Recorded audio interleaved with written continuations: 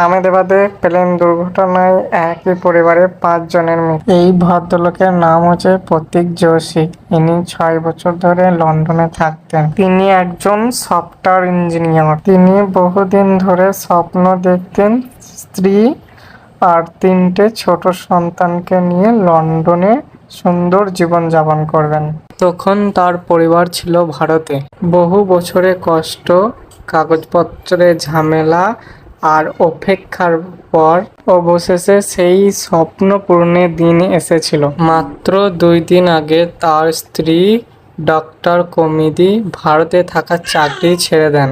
সব ব্যাগ গুছিয়ে ফেলা হয় এবং প্রিয়জনদের বিদায় জানানো হয়। নতুন জীবনের পথে যাত্রা প্রস্তুত। আজ সকালে আনন্দ আর আশা নিয়ে প্রতীক তার স্ত্রী এবং 3 সন্তানকে নিয়ে এয়ার ইন্ডিয়া ফ্লাইট 171-তে উঠেন লন্ডনের উদ্দেশ্যে।